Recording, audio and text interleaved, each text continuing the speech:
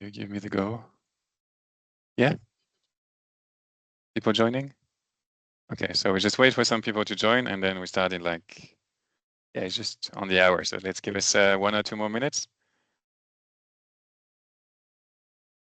So for those who are already here, maybe you can grab a glass of water, stretch your arms, take a deep breath.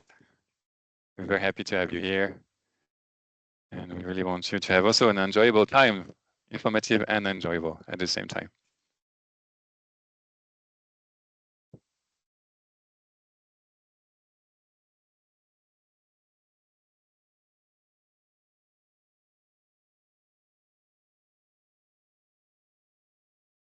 Okay, there's still this beeping that people are joining, so I'm just going to wait more, maybe like 30 seconds, and then we can give it a start.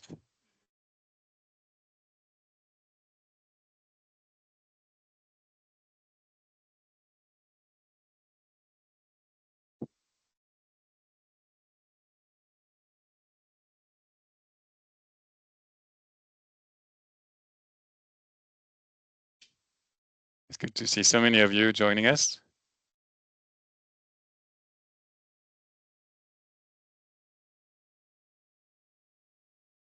Okay, so let's give it a start.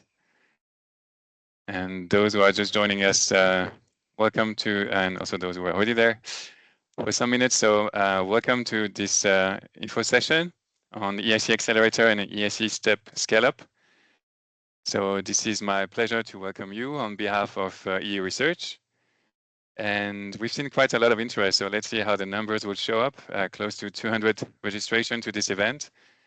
And this shows the interest on the topic. And this is also from our side, alongside with the distinguished speakers that we have gathered for this info session, our objective for you to understand, assess, and maybe plan the next steps for your application to the EIC Accelerator and the EIC Step Scale Up. So we really want you to size the opportunities that these two instruments represent. And this is why this meeting has been designed in the way that I will shortly show you. So this is my pleasure also to co-moderate this session together with my colleague Rita. Hello, she waves everyone. and you see who we are. And we are the Swiss national contact point for the EIC Accelerator, and this also cover the EIC Step Scale Up. So just to guide you through the agenda. So as I said, we really want you to have a full overview of these two instruments. So we're going to have the pleasure to welcome the following speaker. So Otto Brunn, who is from the Swiss State Secretariat for Education, Research and Innovation in his capacity of scientific advisor for international innovation programs. And guess what? This includes, of course, EIC Accelerator and EIC Step Scale Up. And so he will present to us the Swiss perspectives on how Swiss organizations can now participate in Horizon Europe. Then we're going to move to Esmeralda Megali. She is actually an EIC Accelerator beneficiary. And so she will tell us what's the mindset you need to have to get an EIC Accelerator grant and equity, in this case also. And also, what can you also get as part of this grant on top of the funding? Then we have the pleasure to welcome colleagues from the European Commission. So Panos Sefdalis from DGRTD, and then Neil Griffin and Katalin Tikeru from ISMEA, the executive agency in charge of the EIC. So this will give us some time to go over very different aspects of these two instruments and how you can apply, notably. And before going into some question and answers, there where you will have then the voice, and we'll be here, and our speakers will be here to answer your questions. And then some closing remarks on the service that Euresearch provide, so that if you wish, you could know how to go further. So just some etiquette for this meeting. So the idea is that we have turn off your phone, your mic and your camera.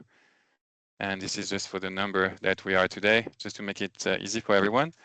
Use only the chat for the technical questions. So not your, technical, like related to the teams and all the video and microphone issues, but not for the questions on the topics that we're covering today. So the session is actually completely recorded today, and we're going to make the recording and the slides available after this event to the participants. Just to set the scene, so we're really only looking at the EIC Accelerator and also EIC Step Scale Up. So all the other questions, you will see we have some address you can send them to, and we will redirect you to the colleagues who are in charge of other programs in Horizon Europe. So the questions that you have, you will see on top of your screen normally. There is a bar, which is now on the bottom of the slides, and there is an icon Q&A, and this is what we're going to use so that you can ask a question and also upvote. So this is something that you can use all through the different presentations. So if you have a question, you can type it in. And also, if you see others' questions, then you can upvote them, and we will take them in the order of the voting when the Q&A session comes in the agenda.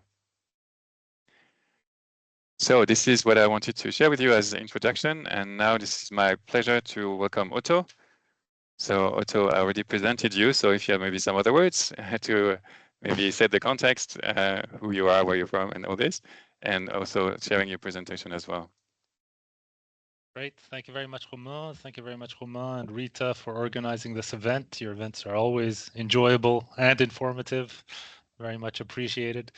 Yeah, so I'm Otto Brun. I represent the Swiss State Secretariat for Education, Research and Innovation. Among my responsibilities, and an important one, is managing the Swiss participation in the EIC Accelerator in particular, which now is also covering the step scale up call that you'll learn a bit more about in a few minutes after my presentation. So my contribution to today's event is providing a bit the context. I'll start my slideshow. Romain, if you can just confirm that it's appearing. Yeah, we'll do so. So far, no. Did I take too much of a shortcut? It's not appearing? No. Not yet. Find it again. Okay, let's do it this way. Yes, this is now on. Not in presentation mode though. Yeah. Okay. Yeah, so what I'll be providing today is a bit of the background and the context to really understand Swiss participation in the EIC Accelerator. It's a new situation for many of us, for many of you. It's maybe a familiar situation to those that were involved in the EIC Accelerator during Horizon 2020, so during the pilot years of 2018 to 2020. In this new situation, there's also a transitional period. So are we associated? Not quite yet. Can you participate? Yes. All these things will hopefully be a bit more clear when I've finished this presentation. So a bit just the history and also kind of a motivational slide. During the pilot year, so the full pilot from 2019 to 2020 in the EIC Accelerator Switzerland, fully participated and participated very successfully. So there you can see among the number of participants, Switzerland was in the top 4 in terms of the performance overall, having 40 successful companies being funded by the EIC Accelerator, and also in terms of the money allocated, we were among the top 4 behind French, the French, the Israelis, and the German companies. So we have a history of great success, and we hope to renew that success now with the EIC Accelerator, the full version under Horizon Europe. So this is a bit of a complicated slide, but the key takeaways, if you don't want to get into the details, I'll provide afterwards. This is just to kind of give a bit of the context of why we now can participate in the EIC Accelerator again. This is because of the overall Swiss EU negotiations, which were materially concluded in December. And there were new agreements in there. There were agreements about institutional elements, agreements about other sectors, agreements about state aid. If you followed the news, you more or less know about this overall package. Some call it the bilateral 3 package. As part of this, there is this agreement to ensure more systematic participation in the EU programs. These concern more specifically the research and innovation programs, so Horizon Europe, as well as the education programs, so Erasmus and others regarding culture, space, and so on. Key here is Horizon Europe, of which the EIC Accelerator is a part. So our participation in the EIC Accelerator is part and parcel of our new participation in Horizon Europe. So during this timeline that you can see down the middle of the slide, we had the start of the negotiations a couple of years ago and the material conclusion, if you look down at the middle of the slide, of those negotiations at the end of December as part of the overall material conclusions of negotiations, also the agreement on the European programs, so what we call the EUPA, the European Programs Agreement, was part of that. So that concluded at the end of December. And then there should be an initialing of this agreement, which is an intermediate kind of confirmation of the agreement before a signature of this agreement, if you look down at the bottom of the slide, expected in November. So until then, the actual association isn't official until November. So what happens in the meantime? What has happened is we've agreed a transitional arrangement that was partially activated already in 2024 and more fully so in 2025. So what is this transitional arrangement? This allows us, Swiss researchers, Swiss innovators, Swiss companies, to participate as full beneficiaries in Horizon Europe, in other programs, Digital Europe, Euratom, which may be less familiar to you, but in Horizon Europe, we can now participate fully as beneficiaries in the 2025 calls. What happens to the funding during this transitional arrangement?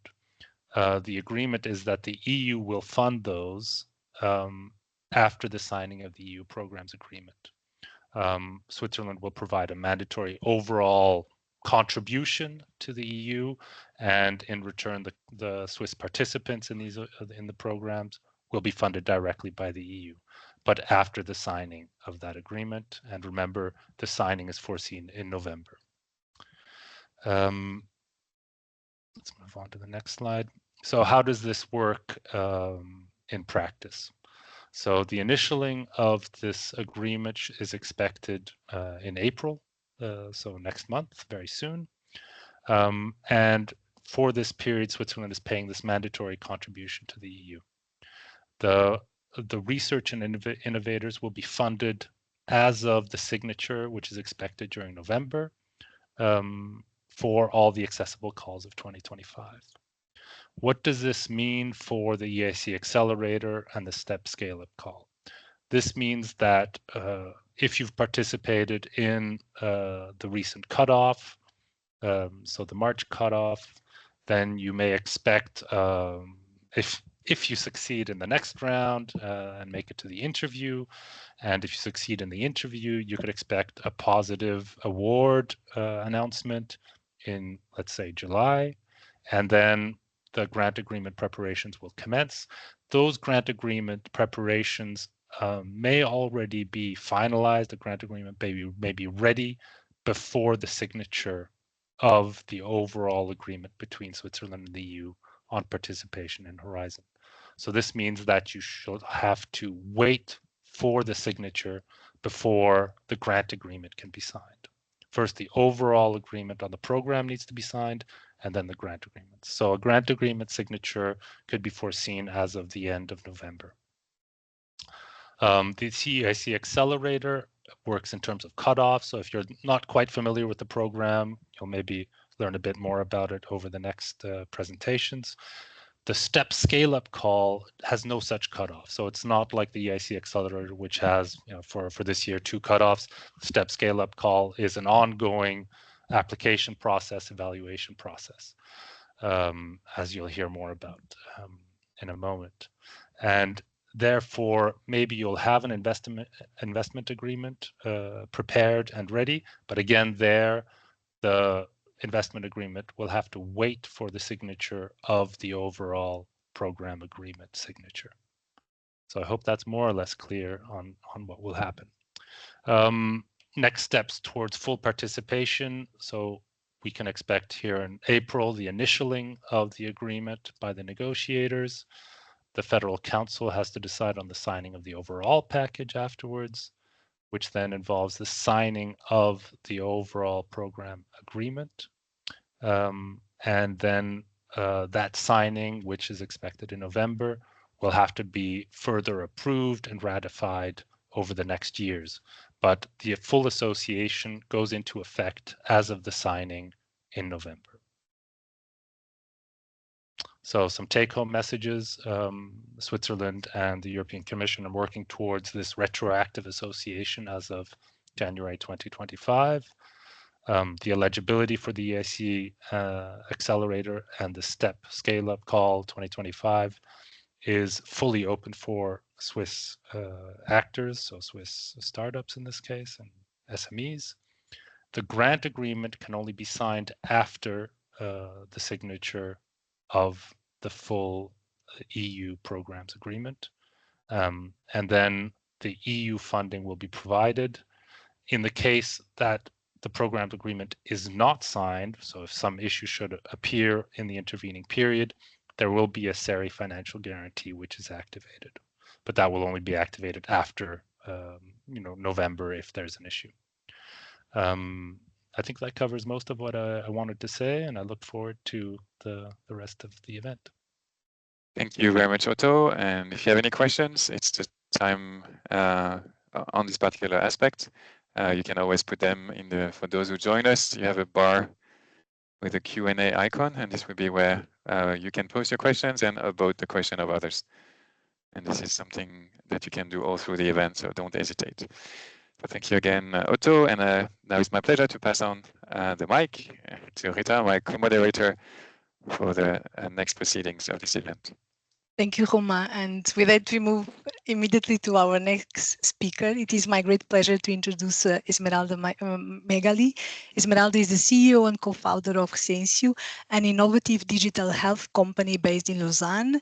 Xensio develops solutions that allow real-time continuous monitoring of health parameters, addressing one major challenge in healthcare and enabling better healthcare solutions. So Xensio joins us today because, as already Roma mentioned, they were funded by the EIC Accelerator pilot in 2020. And we are very happy to welcome you today, Esmeralda, and very excited to hear your EIC success story. So with that, Esmeralda, the floor is yours, and you can now, or you already shared your presentation, and start. Thank you. Thank you, Rita. Great to be here today. And after Otto's talk about the exciting news that the funds are going to be back, Switzerland is going to be back, I'd like to share my perspective of an entrepreneur who was in your shoes a few years ago, also wondering how we could actually access those kinds of funding. And so let me go a little bit about our success story, the things the tips that I would like to share with all of you. So what I suggest to do, we have 10 minutes, just in a nutshell, what is the company about? And then we go over what we have been able to benefit from, and then eventually the application process. And then we'll be happy to take any questions at the end during the Q&A. So in a nutshell, so as Rita explained, we are a spin-off of EPFL. We're here in Lausanne on the EPFL Innovation Park. We are coming out of the nanotechnology lab. And so we're working on exciting things that we believe are very exciting to be able to track our health in a much better way. So working with very, very small sensors. And the big problem that we are actually going after is the fact that around the world, even in the countries that have a lot of funding, there is a global shortage of healthcare workers, which means that there are a number of events that can happen in the hospital because there is not enough monitoring that happens from nurses and from doctors. And so very often patients can escalate and their health can deteriorate very fast because there is not enough monitoring that's happening. And this escalation can lead to worse patient outcome that leads to more resources allocated for doctors in the hospital. And so complications that can arise, complications that are costly, obviously for the patient in terms of his and her health, but also for the healthcare system in general. The obvious solution when there is not enough monitoring is to increase the number of nurses and doctors in the hospital and allowing more visits when a patient goes back home. But we all can agree that this is not a realistic possibility in Europe or in the US or anywhere in the world where there is a lot of pressure on the healthcare system. So we need to start thinking of enabling a better way of monitoring patients as a side solution to doctors and nurses. So how can we automate this process and allow nurses and doctors to better identify when a patient starts to be unwell and react much faster? The solution that we're working with is based on a lot of discussions with hospitals and collaborations that we have set up in Switzerland, in some of the best hospitals in Europe, and also the Mayo Clinic has become a shareholder coming with the EIC in an investment round. So we're very, very happy about that. So how we tackle this and how do we develop a solution? And that's the whole idea behind Exensio with this big motto, which is Lab on Skin Sensing Platform. And the way we're doing it is we're developing a hardware solution that is a device that patients will wear on their body that will track very, very specific biomarkers on their health and start monitoring patients in a very novel way, from static today, so taking a picture with a blood test at a specific point in time, so periodic blood test that give a picture of a patient at time t, to a device that allows actually to monitor continuously, so going really from a static point of view to a dynamic one. This has already happened with all the wearable solutions that we have seen that track the number of steps and movements and heart rate that really focus on physical data. What we do at Exensio with the Lab on Skin is going and enabling the monitoring not of physical data, but biochemical data. So taking the concept, the big success story around continuous glucose monitoring that has changed the way diabetes is monitored. So a device that patients with diabetes wear on their body to track changes in glucose instead of a finger prick. Taking that concept and through the use and the development of semiconductors and the leveraging of semiconductors that we do in-house, taking that same concept and then going into multiplexing, enabling a number of other biomarkers to be tracked directly on patients with a component that is hardware and a component that is AI. So we're targeting inpatient, outpatient, and eventually the home market. So this is the story, and this is the big vision behind Exensio. And now I'm going to talk a little bit more about what we did with the Accelerator program. So in a nutshell, what we did was we applied in 2020, just before it was suspended. We applied and we got a grant of 1.7 million. But then also we got the blended package that allowed us to negotiate 4 million, a term sheet of 4 million with the EIC.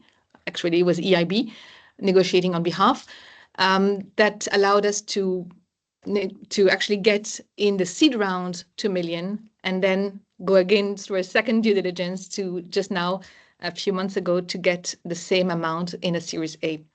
So it has been a great value added for the company because we have this big vision of developing a new medical technology that is really into deep tech that has allowed us to accelerate a number of developments.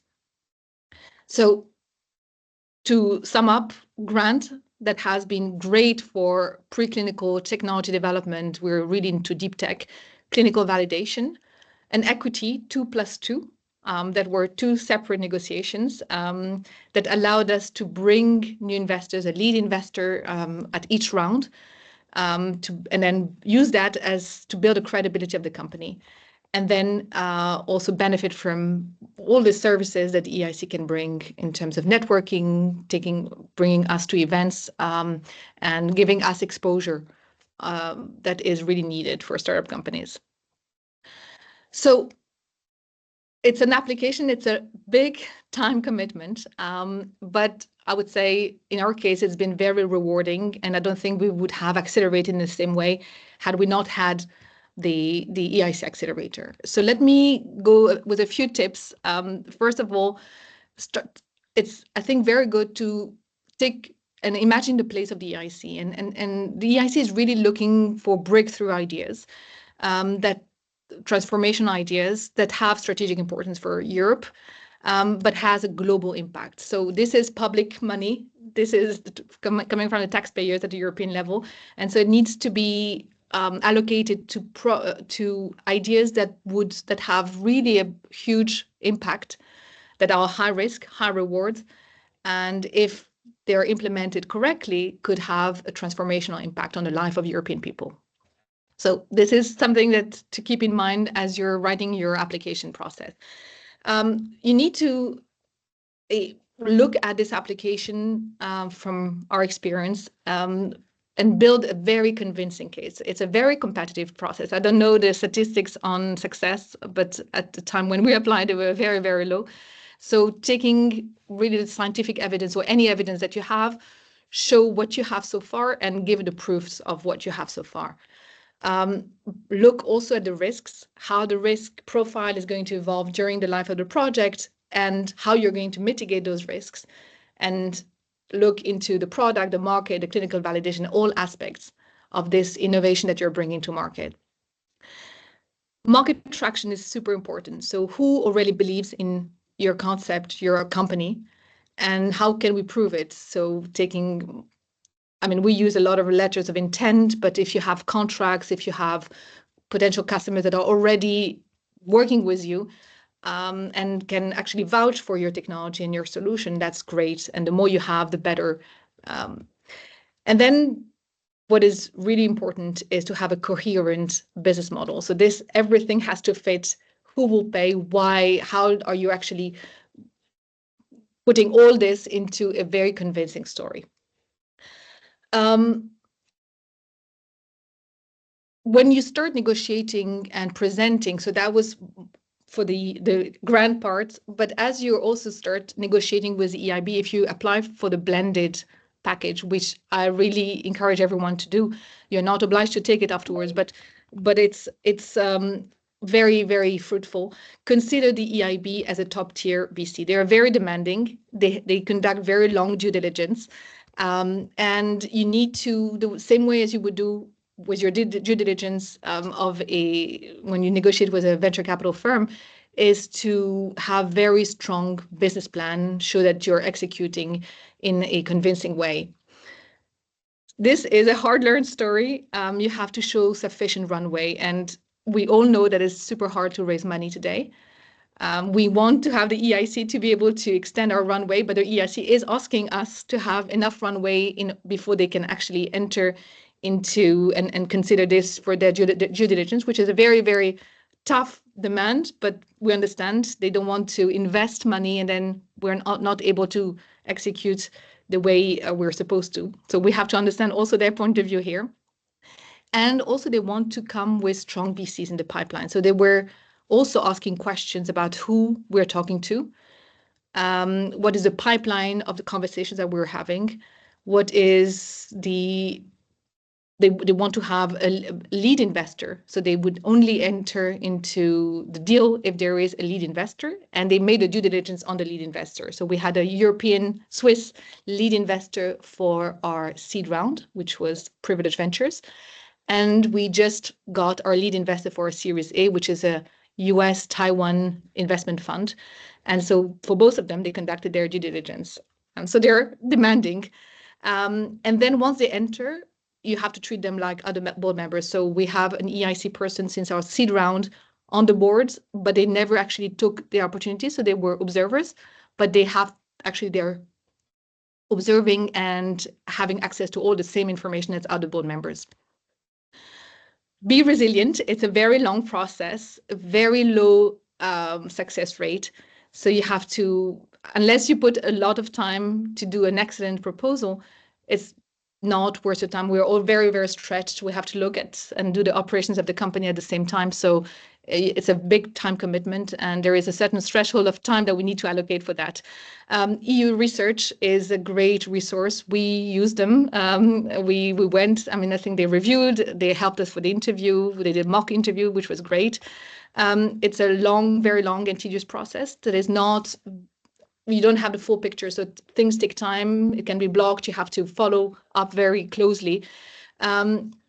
Be prepared to resubmit. We did several times until we got it. And every time there is good feedback that is given, and you have to, I mean, we reworked taking that into account. So it can be really seen as a big setback, but we believe that it was really important to have the EIC because it unlocked a lot of opportunities for us.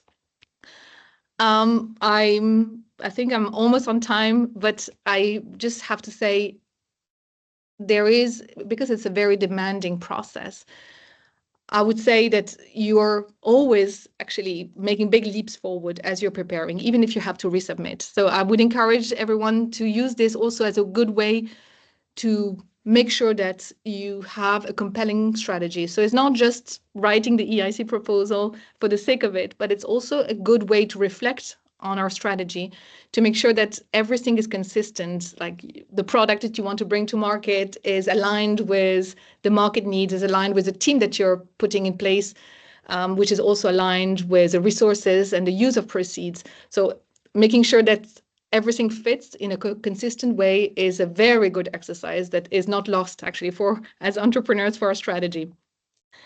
And very, very last tip is making sure that you do everything possible, but you also have a plan B, because it's a tough and long process. It worked very well for us, and I hope it's going to work for as many as you on your side. But we have to be, I mean, we were almost at the very, very tip of the cliff when we had our lead investor a few months ago. And so the EIC was not actually going to put the money that was sitting there unless we had a strong lead investor. So it can be sometimes very hard. So always work on a plan B. So with this, I look forward to questions at the end. Yes. Thank you. Thank you very much. Thank you so much, Esmeralda, for this super insightful presentation, and let us know how this EIC Accelerator allow you to accelerate your innovation and bring your company to the next level. Thank you so much. So if there are any questions, as Esmeralda already mentioned, just type them in the Q&A tab, and Esmeralda will address them. She will stay with us until the end of the event, and she will address them at the end. With that, we move to our next speaker. So it's again my great pleasure to introduce our colleagues from the Commission. The police officer Panagiotis Sevladis, representing DG RTD, and the project officer Neil Griffin and Katalin Tikero, representing ISMEA. They will give us an overview of the EIC Accelerator and the EIC STEP Scale-Up funding schemes. And with no further ado, I pass the word to Panos. Hi, good afternoon, everyone, and thanks a lot, Rita. This is Panos Sevladis, and together with my dear colleagues Neil and Katalin, we will give you the first taste of what the EIC Accelerator and the EIC STEP Scale-Up Core is about. As Rita mentioned, I'm coming from the Directorate General of Research and Innovation. We hold the policy steering of the European Innovation Council, and with the cooperation of EISME and our colleagues there who deal with the implementation of the work program. But I will explain it afterwards in more detail. As listening also to Esmeralda, and I have to inform already my colleagues, I thought it would be also good at the end of the presentation to clarify what each stakeholder is doing, so that you have a full overview. I also want to wish all the best to you and to the effort that Swiss authorities are putting forward for the association with Horizon Europe. I don't know if I can talk on behalf of every colleague in the Commission and in Europe, but I think that everyone is very much looking forward to going back to business and programs and common projects with you.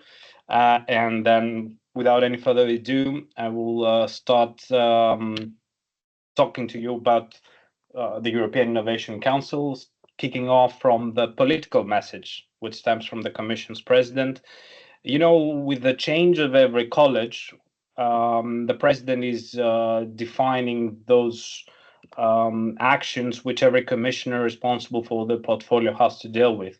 So when it comes to innovation, president of the commission identified the European Innovation Council as one of the main tools to work and deal with the competitiveness issues that were acknowledged from what you all have seen and known as Draghi report. So the European Innovation Council was perceived as the edge of this spear and as the instrument with which we could deal with significant competitiveness issues, which nowadays become more and more apparent looking at the ongoing geopolitical tensions and discussions. And then what is this EIC that you're hearing again and again about? We're talking for a 7 years program, which has a budget from 21 until 27 of 10 billion euros. It offers a complete journey to its beneficiaries, because we start from early research and we go until the startup, scale up, until the full deployment of an innovative idea. We have set up there one of the strongest and largest deep tech fund in Europe, and this is the EIC fund, which has over 3 billion capitalization. We keep partnerships as main and essential element of our developments and initiatives. We are not standalone in the innovation ecosystem and map of Europe. We need to build our competencies with what already exists there. And that's why you see the European Research Council. I mentioned we start early in the research, the EIT, regional development. So all these different actors are combined with what we're doing in EIC. And most importantly, and lastly, we work on an annual basis. That means that political development, policy developments across the continent can be integrated and will amend the elements that each year's work program will put forward. I talked to you about the journey.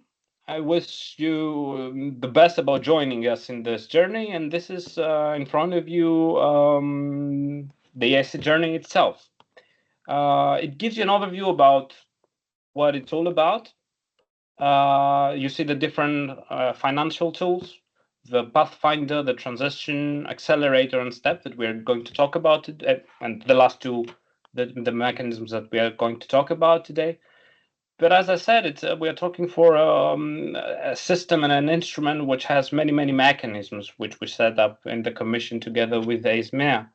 And the issue was, our main thought was that we need to combine different elements to be successful and give the best possible tools to our researchers and to our companies to develop in Europe. So you see the existence of experts in specific areas.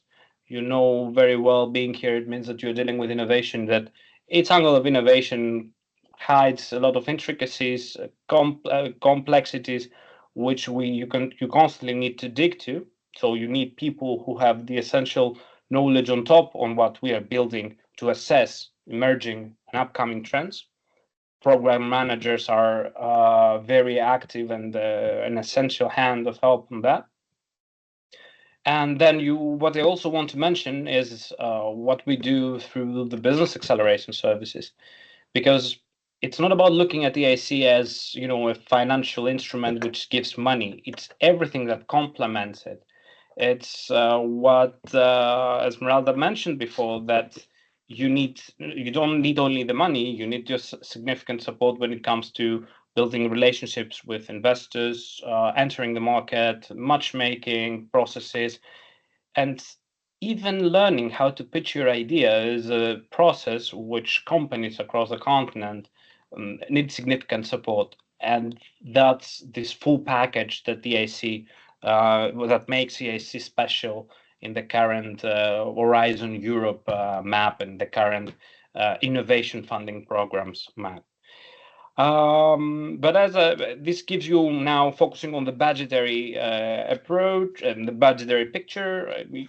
I mentioned to you the Pathfinder transition. In a nutshell, we are talking for calls in earlier technology readiness level. But as I said, today we're going to talk about the accelerator and the step, which constitute also calls mainly novel to what we have done in the past under Horizon Europe and under the different framework programs in Europe.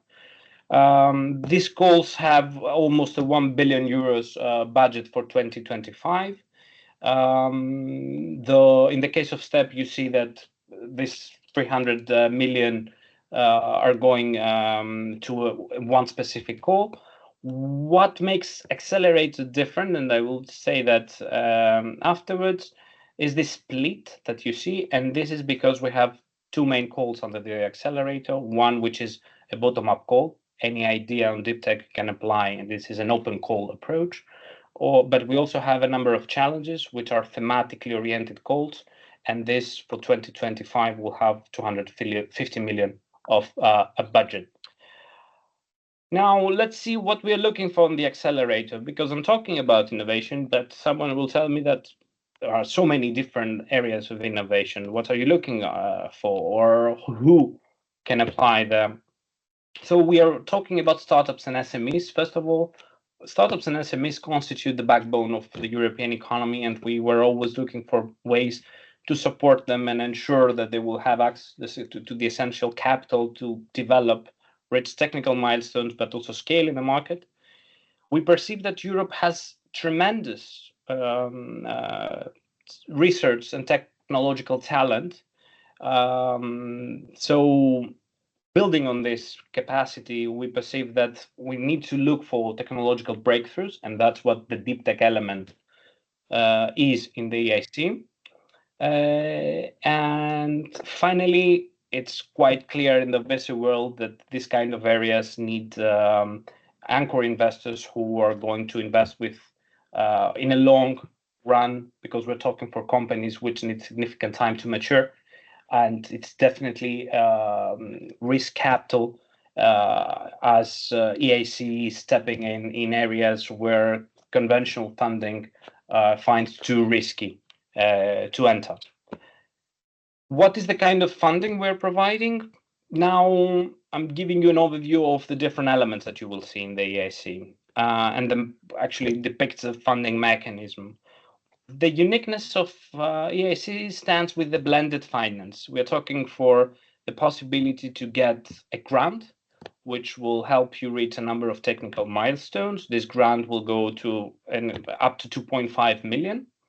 Whereas the equity investment that we are going to give you in a form of either direct equity, quasi-equity, or in riskier cases, it can start with a convertible loan at the beginning, which goes from 500,000 until 10 million. Someone who follows EIC from the past knows that in the accelerator, we're going for up to 15 million in the past until 2024. But given the emergence of STEP, we fine-tuned so that the instruments will complement each other. So moving on from the blended option, we also give the possibility for grant only, so that companies will be able to reach a number of technical milestones with the non-dilutive grants that we are giving. And this will be combined also with other finance, but we also provide under the accelerator the possibility for equity only. Again, in the past, we were expecting someone to bring in a prior achievement in Horizon or in a framework program beneficiary status. Now in 2025, on what you will see is that anyone who wants equity at this stage and under the accelerator will be able to apply under this call. Now, taking a deeper look on how the blended finance is, as I mentioned, we can go to up to 2.5 million for a grant. Our reimbursement goes up to 70% of the entire amount. So if someone is asking us for 2.5 million, he needs to cover the additional 30% with other resources. We have seen cases that have covered this money with in Europe, at least with development funds or with private funding or self-funded. So cases like that is how beneficiaries complement these amounts. And as I said, we are talking about startups and SMEs, and we go up to the level of a small mid-cap, namely mid-cap with less than 499 employees. Moving on the investment component, I mentioned to you the margins of the investment and also the type. We, following our investment guidelines, the EIC can go up to minority ownership of 25%, but I can tell you already that our average ownership lies between 10 to 11%. And as I mentioned, the specific element that decreases the perceived risk around for the company, but also gives confidence to the companies to come to EIC is the fact that we're investing with long-term perspective, knowing the intricacies of these areas of technology. I mentioned that. I want to save some time also for the discussions afterwards. It's important to keep in mind, and in contradiction with other things that you will see in the Horizon Europe, as long as Switzerland is associated, that the EIC Accelerator and also STEP are for single companies and not consortia. A natural person can apply as well under these remits, but it's something that we haven't faced, or it has been only one case in the past that we have seen something like that. What I promised you is to analyze the difference between the open and the challenges case. The reason, first of all, of having open and challenges calls under the accelerator is, first of all, innovation can be bottom up, and many different ideas and many different areas can evolve even the moment that we are talking about. So we cannot preempt what will come, and that's why we need a way to provide an option to companies to come with their idea, with their novelties, regardless of the thematic approach that we want to follow. And that's what the EIC Accelerator Open provides. The possibility to explain and talk about any innovative idea, breakthrough idea, zip tech you have, which might be even outside of the radar of the current market. That's exactly the need. On the other hand, Europe is facing a number of challenges. We have seen issues in advanced materials, semiconductors, or there are areas that we want to be the first movers and grasp the biggest part of the market, like in quantum or like in artificial intelligence. That's how we set up thematic areas that we need to focus with less budget than you will see in the open case, in the open call, but it's essential to follow the directions that we see and we receive from the market. And these particular challenges are changing every year because we adopt accordingly on the needs of the market, and we modify them following the requests, the feedback from the market and the program managers that I mentioned before. In front of you, you see the 5 areas that you can find in the work program 2025. Areas that focus on material, as I said, AI, mobility, but also space infrastructure in this case. And you see also the difference with the budget between the open and the challenge case. What I also wanted to share with you is that in terms of the first thing, what is important, because we're receiving a lot of questions around that, is that nuclear applications are also considered within the scope following the Annex 1 and the Euratom Treaty. You will find these details within the work program. I just wanted to clarify, knowing also initiatives in Switzerland around this area. What the TRL means in this context and the work program context, which is something that is very much discussed, is that in the accelerator, we are expecting projects which will have a proof of concept. There is a product, there is a product that we can see and we can assess, and there is a developed business plan. That's what a complete TRL 5 means, and that's the list that we are expecting to see also in the accelerator. And then there is also the fast track and the plugin applicants. I'm not sure if how plugin will be implemented with Switzerland. This is something we will see eventually with the NCPs. So for now, I will stick mostly for you to keep the nuclear and TRL 6 elements. I added the last 2 slides from my side just now after listening to the initial presentation from Esmeralda. because we need to provide some clarifications. You always hear about EIC and EIC and EIC, but EIC contains what I mentioned before as the EIC fund. And this is the investment mechanism and arm, the equity arm of our work and what we are doing in the EIC. It looks indeed like a venture capital fund, okay? And through that, we have, we manage the equity that we invest to. How this looks like is that, and especially after the restructuring, which is something that Esmeralda hasn't experienced back in 21, was that we have from now until then, and from then until now, and until the closure of the work program, and as long as the fund continues to exist, an external fund manager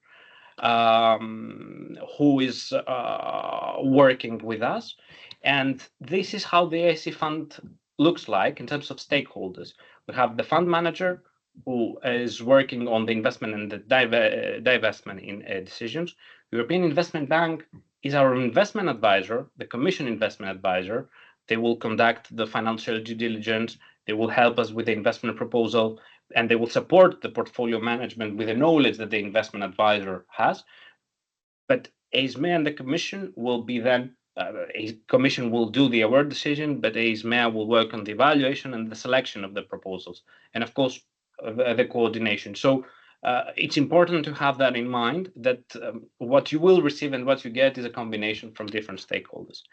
And with that, I would like to pass to Neil to start describing you the evaluation process. I know that Neil will share his screen. Thank you.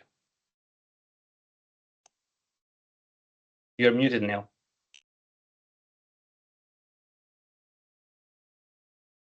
See and hear me okay now? Yeah. Okay, super. Okay, good afternoon, everyone. Very nice to meet you all virtually today.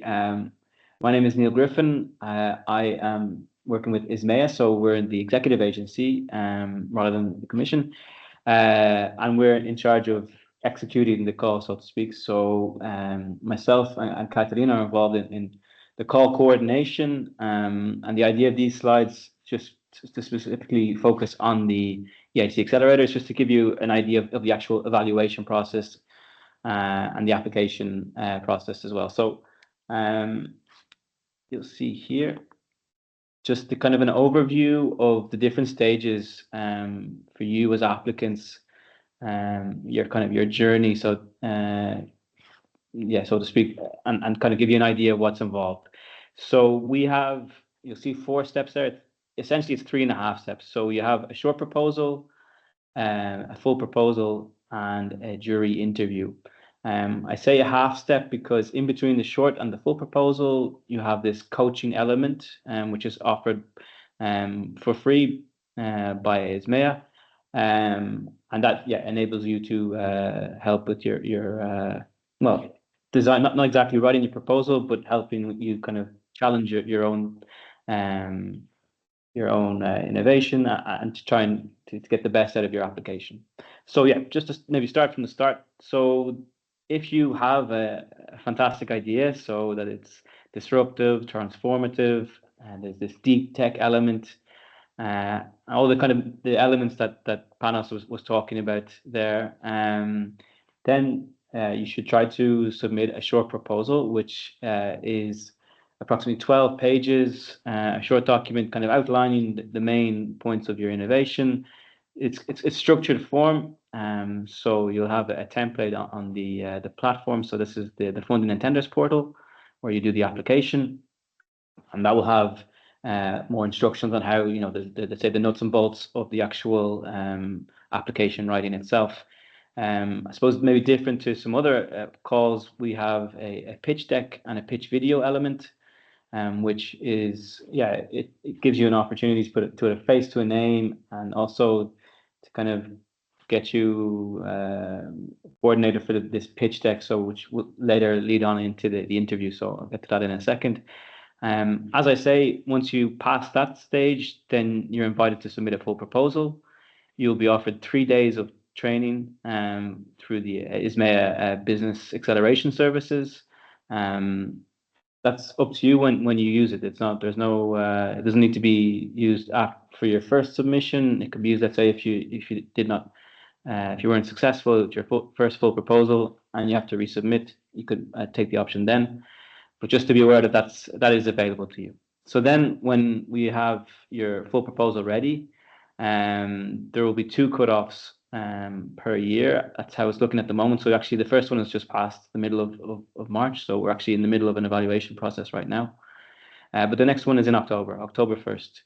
So just to keep that date in your diary. And that's, yeah, so in terms of the actual application process, obviously, as the name says, a full proposal is more content. There's more supporting documents. I think as Esmeralda was saying, there's that you can submit your letters of intent. You can show your freedom to operate. There's a few mandatory documents there, and as well you have the pitch deck and video as well. So you have all these elements that you can update as well during this process. And of course you have the main document, which is 50 pages long. So that's the standard template. And again, there's a structure to that. That's it's a bit prescriptive, but you have a certain degree of flexibility to kind of style it the way you want. And that's pretty much the full proposal document. Maybe worth pointing out that this cannot be changed afterwards. So if you are successful and you are going to the interview, you cannot change anything prior to the interview. So what the jury then receives prior to your interview is what is submitted in the full proposal. So just to be aware that no changes are allowed between these 2 processes. So yeah, if you are successful, you're invited to the interview, which will be here in Brussels. And at the moment, so for the next cutoff with October, we're looking probably, I think it's the 18th of January, the week of the 18th of January, if I'm not mistaken. I should have checked that before I came on, but it's in and around that timeline. So it's about roughly 10 to 11 weeks after the cutoff deadline. Then, if you're successful then with the jury member interview, you'll be invited to sign your contract, begin the investment negotiations. So that's the full overview in a nutshell. Just to give you an idea of the actual evaluation process itself and what's involved. So the short proposal is actually open all year. There's no cutoffs. So you can submit a proposal today, tomorrow, in a few months. But in terms of the timeline for receiving your results, we usually expect about 4 to 6 weeks. And that's because we batch the proposals on a monthly basis. So it's the first Tuesday of each month. And then, we allocate the proposals to the experts and begin the evaluation. Also important to note, at the short proposal stage, you don't need to define which topic you're applying to. So you may have seen some EIC info days where you have the challenges and there's the different types of challenges. And as Panos was talking about, these kind of different thematic topics. This is not necessary at the short proposal stage. So it's just important that don't have to feel worried that you need to choose anything. It's completely open until the full proposal stage. So the short proposal, once it's submitted, as I say, it will be batched on the first Tuesday of each month. It'll be assessed by 4 experts. And in order to pass to the next stage, you need to receive at least 3 to 4 goes. Now, if you have been involved in any other probably calls or evaluations or have submitted applications, you would normally receive something like a scoring system. So like maybe a 1 to 5, something like that. For us, it's different. Where it's a binary system, go or no go. So in that way, it's a little bit more direct. But just to be aware that there's no kind of incremental scoring system like in other programs. So the baseline or the threshold is 3 or 4 goes from the 4 experts. And then if you are successful, you get invited to the full proposal. If you are not, you still have the opportunity to resubmit. But we would like to highlight in this section that we have a 3 strikes rule. So if you are unsuccessful 3 times across any step, so let's say if you submit a short proposal, you fail, then pass, and then you go to the full proposal, fail again, then pass, and then you go to the interview, fail, that's the end of the line. So that's for the rest of the program, the Horizon Europe program. That's under the current rules. Things may change in next year or the year after, but as it stands, those are the rules, this kind of 3 strikes rule. So just to be aware when resubmitting to not think of it as a kind of an opportunity just to keep on submitting as much as you want. Okay, I saw some questions coming in about statistics. I thought this might be just interesting from a Swiss perspective. We have since the new call was announced, so this is from the 2025 call, we have 36 proposals submitted and 15 have been successful. So that might be just give you kind of a very small sample. Okay, it's not a large one, but might give you some idea. I think generally the success rate at this stage is around 35%, so it's slightly above average. So yeah, I would say maybe keep in touch with your NCPs on this. They may get more data over the next few months to give you an idea of how the kind of success rate is. So yeah, that's just there for you as a point of information. I saw it come up in the chat, so hopefully it's useful. So then for the full proposal, we have 2 cutoffs in 2025. One is already passed, as I said. The next one being in October. We have 6 topics. So we have 1 open and then 5 different thematic challenges. So yeah, the vast majority of applicants choose the open, but we would always encourage applicants to try, if they believe that their technology fits within the challenge, then it's a good idea to go for it. We always encourage our jury members to make sure to prioritize the strategic technologies, and the challenge topics are within the strategic technologies. So it's important to be aware of that. That's also kind of the mindset of the interview specifically, and also to an extent, yes, in the full proposal. So just to give you an idea, at the full proposal, there's only 3 experts as opposed to 4. If they all give you the green light, so 3 goes, then you are invited directly to the interview. We have kind of an intermediate step where we have, if there's one expert who has an opposing view, so a no-go, so a negative view, they go into a consensus meeting. If they all then agree, look, everything is in order, and they give the green light and they change say the no-go expert changes their mind, then the applicant is invited to the interview.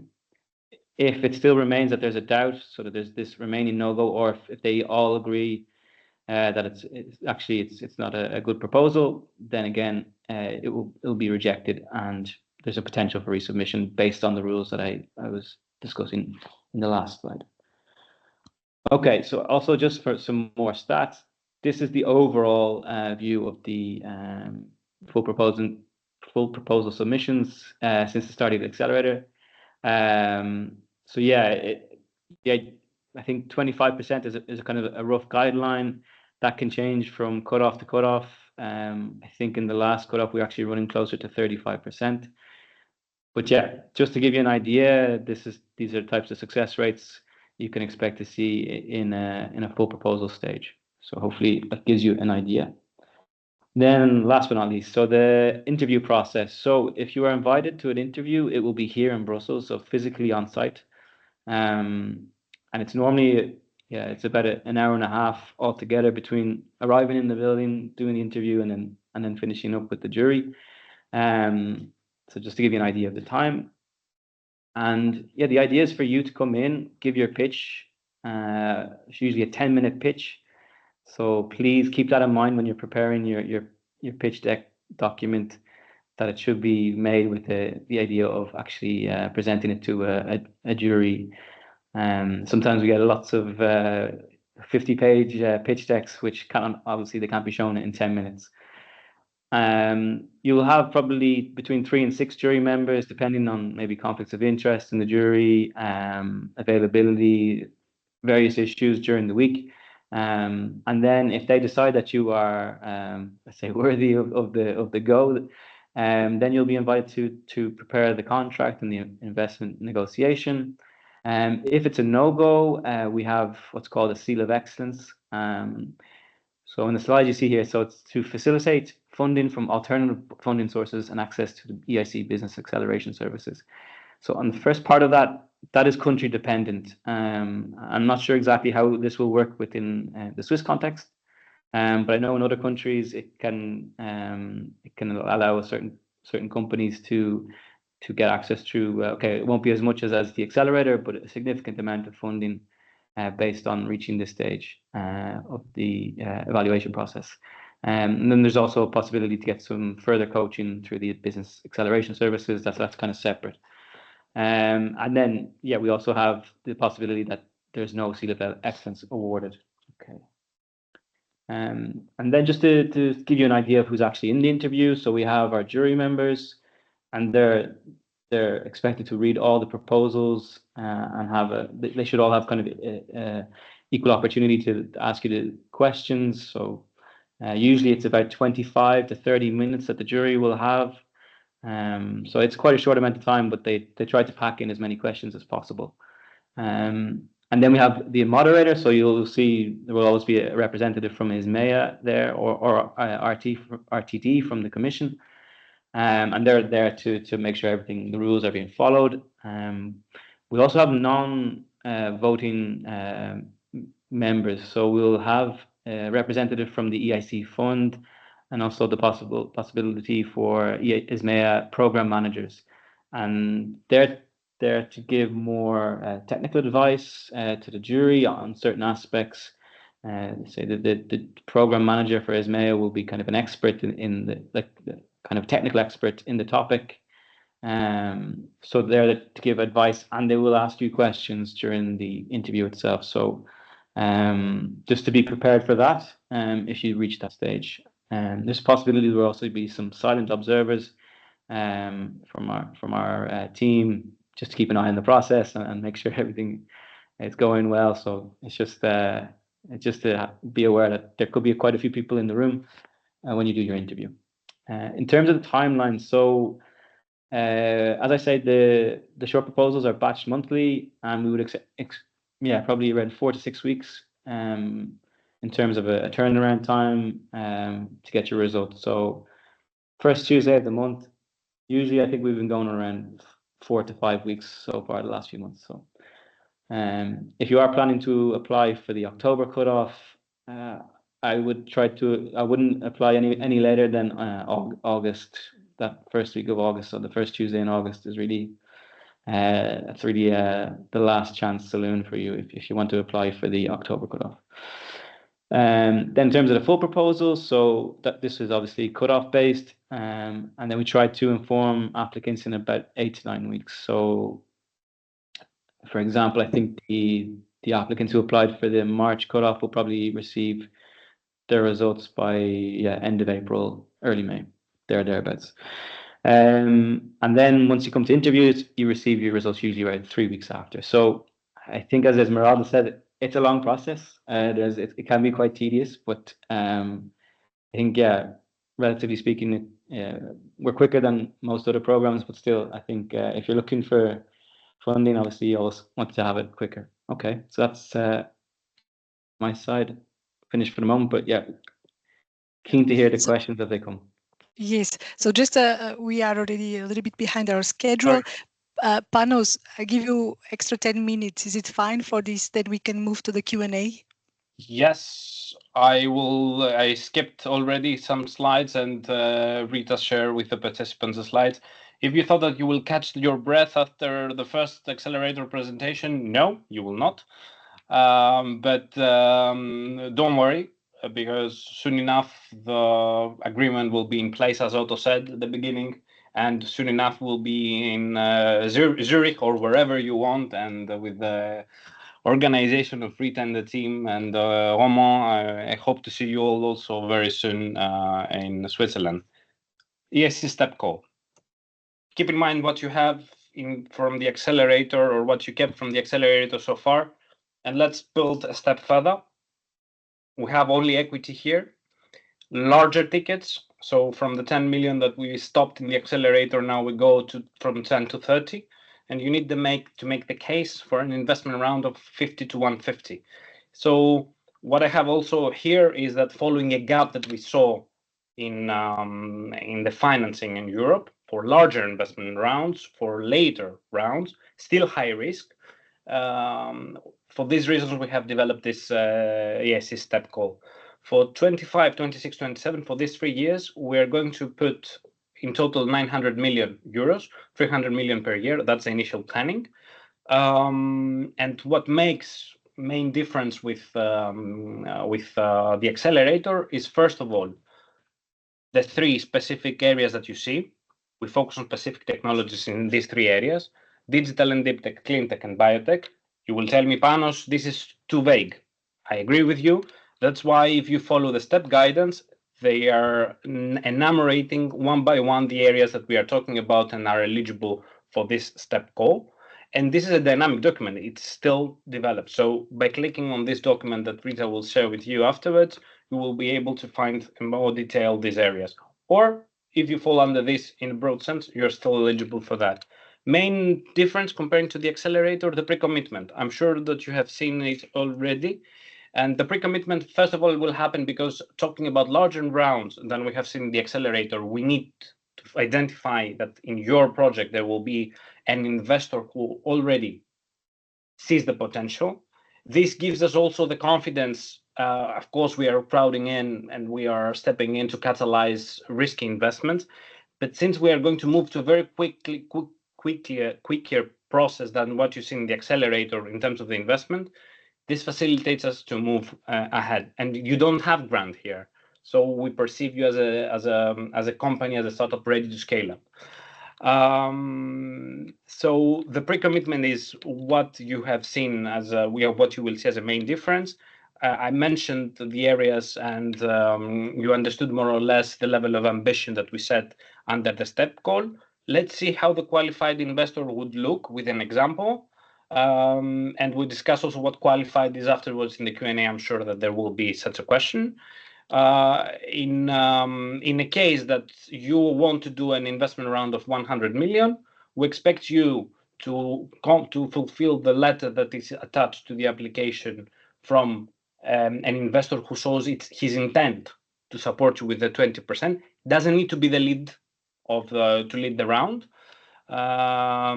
So we expect to see 20 million in this pre-commitment letter. Now, if you have also the lead investor, it's fine. If you have both the investor of the 20% that we're talking about plus the lead investor, you can include both things in your application. Then let's say you ask for 20 million or 30 million from the EIC. We discuss about this. You go through the process that also Catalin will mention. And then we expect you to, depending on what you're asking from us, to support you and eventually catalyze the additional 50 or 60 million that you need to close the round. And with that, Catalin, you can move on to the evaluation. Thank you, Panos. I will try to be as fast as possible so that we save time for the Q&A. Just let me know whether you can see the slides. Yeah. Yes, thank you so much for the invitation. It's Catalin Ticheru here, part of the coordination team of ACMIA dealing with the EIC step scale-up call. Very briefly, we are about this call. It's very important to mention that we are following pretty much the same approach like in the EIC Accelerator, which was already presented by the colleagues with some small adjustments given the work program requirements for this specific call. So this is an open continuous. This is a call which is open continuously. You can already apply as of 26th of November. What is important to know is that we are running evaluations on a quarterly basis. So we are batching. We are organizing different batches over the year, and one was already done in this first quarter. So for the second quarter, we might expect another one, but this has to be this has to be scheduled. Nevertheless, what you can see here is an example from what has happened so far when it comes to the evaluation of this of the first batch. So we've batched a number of proposals. They were screened against eligibility. What you have learned so far is that we require also a pre-commitment letter from a qualified investor. So this is something that we are checking in this eligibility phase, and of course then we organize the interviews. All the interviews are held online for the STEP companies, and in this case we for this first batch we've met the companies, the applicants in March very recently, as you can see in our slides. Of course, as Neil also mentioned, there are apart from the jury members that you will meet if you make it to the interview phase, you will also get to meet some colleagues from the EIB or from the program manager's office of the EIC that could ask you questions during the pitching phase. After 2 weeks from the interviews, we aim to inform the applicants on their results. So basically, for this first batch, we aim to announce the results actually next week at the EIC summit, which will happen in Brussels on the 2nd and 3rd of April. When it comes to the outcome of these evaluations, we have two options. So it's still a binary. It's a go or a no go. But of course,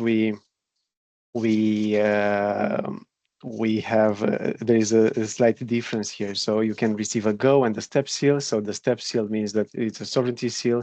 It gives the companies access to potentially additional funding from other sources, other EU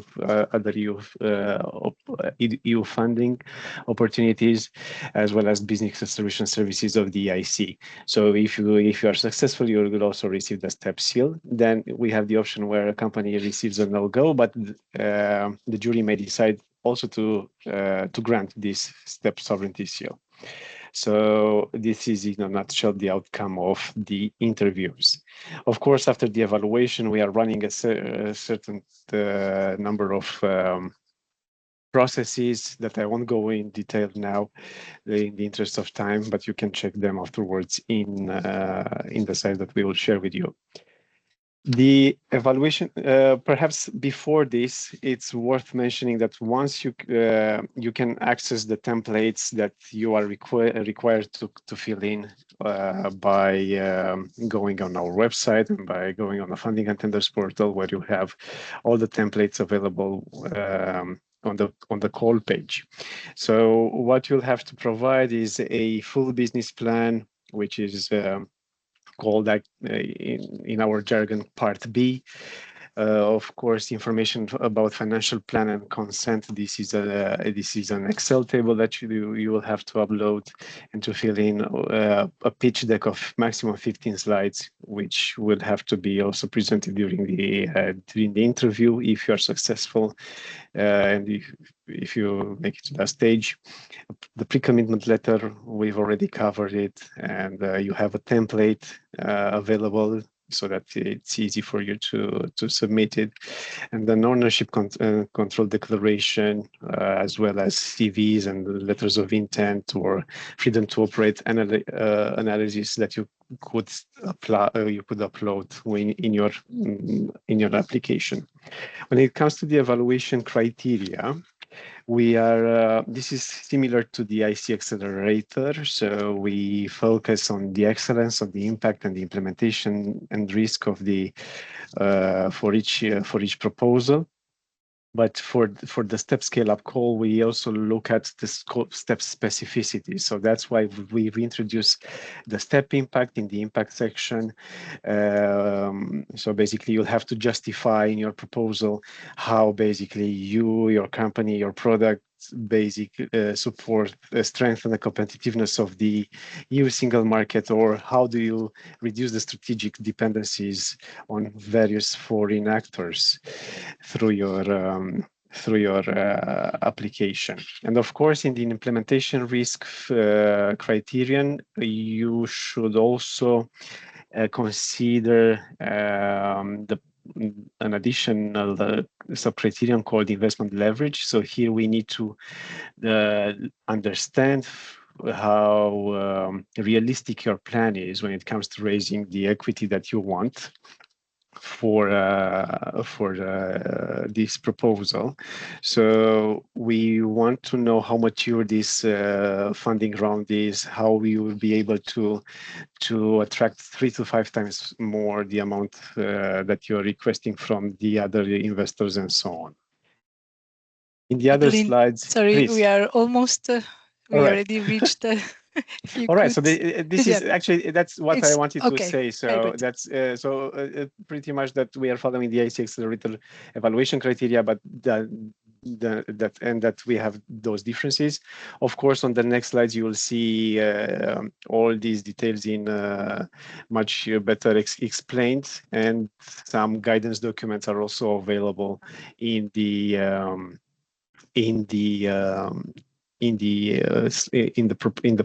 presentation. Please also make sure that you always refer, when you see grants, when you see any kind of reference in our documents, please think of it as investment, because we are using old forms that are not fit for purpose when it comes to the EIC step, but nevertheless, when you see grant, you just consider it as an investment. So maybe we can take already questions so that yes, it will be we save more time. No problem. Yes. And with that, I thank you three for this presentation. So you cover all the nitty details, and I pass the word to Roma. Thank you, Rita, and thank you for making the slide available. I'm sure the attendees will really benefit from having a reflection on this afterwards. So I'll just take the question as most voted. So it's just an invitation for voting the question. It's the arrow that shows up if you want to do so. So it's the question for the Commission. You mentioned the success rate for the Swiss applicants on the short proposal. What's the success rate for applicants to Accelerator on the overall process? Yes. So yeah, more or less, if we're talking about the full proposal and then success at interview, from 1,000 proposals, we're probably looking at 65 to 70 proposals. So whatever, 6 to 7% per cutoff. Thank you for this. Next question. Yeah, it's the question on steps. So we propose that you look at the slides, and then if you have a question, then you can direct to us as NCPs, and if needed, we can also go to the Commission for further clarification. Okay, so while evaluating, is preference given to areas which are more popular? For example, cancer therapeutics compared to rare disease area? No. And is there a field-specific acceptance rate? No, there's no such thing unless it's in the challenges where you have to comply with a specific thematic technological area. As far as the open call is concerned, no, there is no preference. We are assessing a proposal on the basis of 3 parts: excellence, impact, and risk, which you will find the areas also developed and the questions that you fulfill in the work program text. Thank you, Panos. Are all of the 4 evaluators field experts? Yes. Yeah. So we would normally, when we recruit the experts, we get them to match in with the expertise of the proposal. So when you're actually submitting your proposal, there will be some keywords that you can put in your proposal to say, okay, this is where we are, where we fit in, which sector we fit in, and then we match that to the experts accordingly. Okay, thank you, Neil. A question for Esmeralda. Thank you for the presentation. Can you share with us how many submissions, that is a good secret, you made before you were successful? Probably, I think, maybe 3 times. And then I see that Ruben also asked about the consultants. So we had a consultant review our proposal just to make sure everything is actually in the right language. We have actually tackled all the points that need to be there. Okay, thank you for the answer. If I may chip in on that, FYI, that we have developed also a code of conduct for consultants. This was not obligatory to be endorsed by the member states, but the associated countries. However, And we will never argue or would never suggest or urge you to go to consultants. Please utilize that, because at the end of the day, the important thing is that the money hopefully will land on your desk and your bank accounts rather than to any consulting companies. Mm-hmm. Thank you for this. And also, Rita will present the services that Euresearch proposes for free as well. Question, maybe the first one is for Otto. So was the Swiss Accelerator from InnoSwiss a precursor to the EIC Accelerator? Yeah, good question. So I answered it in writing in the Q&A. So it's not a precursor. It was one of the transitional measures to replace the EIC Accelerator and kind of compensate the Swiss innovation community for its absence. So not a precursor, but if you have participated in it, that does not exclude you from the EIC Accelerator. Yeah. Thank you. Then question for the Commission. Would the scale-up be a logical second grant to apply for once completed an EIC project? Can you repeat that? I didn't get it. Yeah, I think would the scale up, so I guess it's the STEP scale up, be a logical second grant? I think it's meant investment to apply for once completed an EIC project. So you already got a, I don't know if it's the. That is an equity, is an investment. It's investment with equity.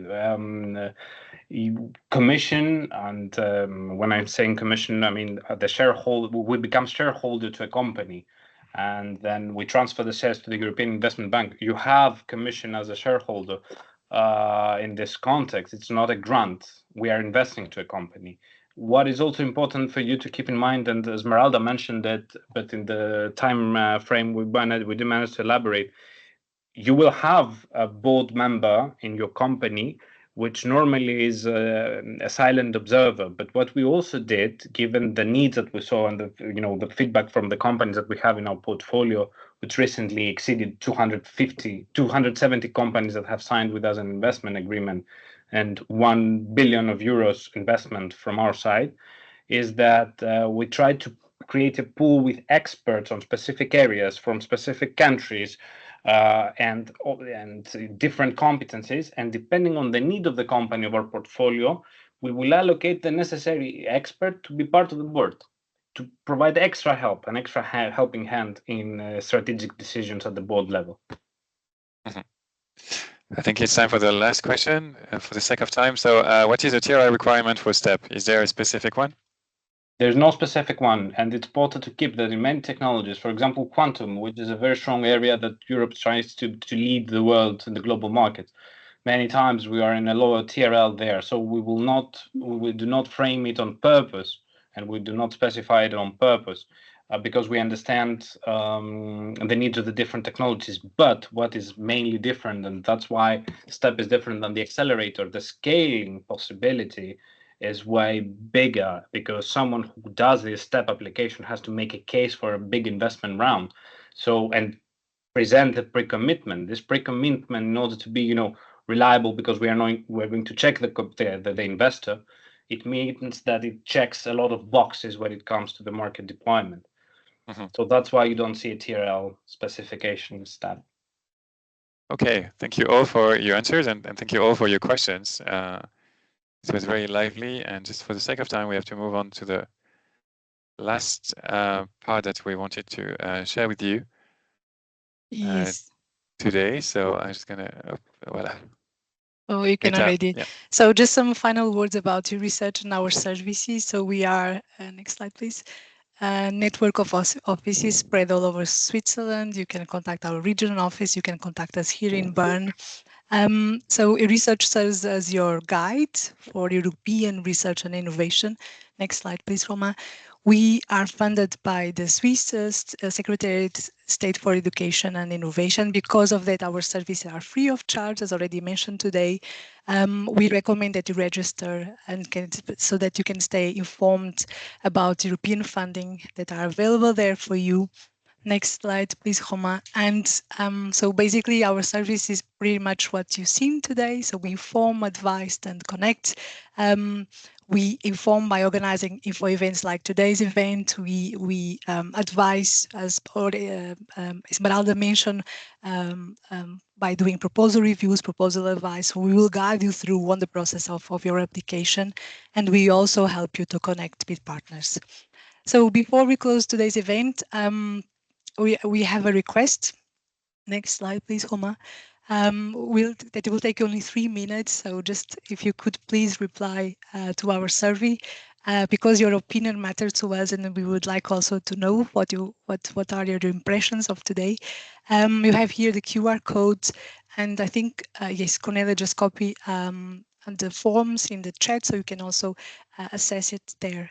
And with that, with this very speedy, to be on time, I would like, before closing today's event, I would like to thank all our speakers. I would like to thank Otto, Esmeralda, Panos, Katalin, and Neil for your presences today. It was super useful, and I think it's a good start of bringing us back to the play and bringing us back to the EIC Accelerator since such a long interval of not being able to apply. Also to thank you for joining us today. It was very lively. We'll try to reply to some of these questions. If some were not answered, many were not, just come back to us. You see also in this slide our generic email, contact us. And Homa and myself, we are looking forward to seeing you in our next event, or just give us a call and contact us, and we'll be there to support you. Thank you so much. I wish you all a very nice afternoon. Thank you very much. I'll see you next week in the summit. Bye-bye. Yes, bye-bye. See you. See you. Goodbye. Yes.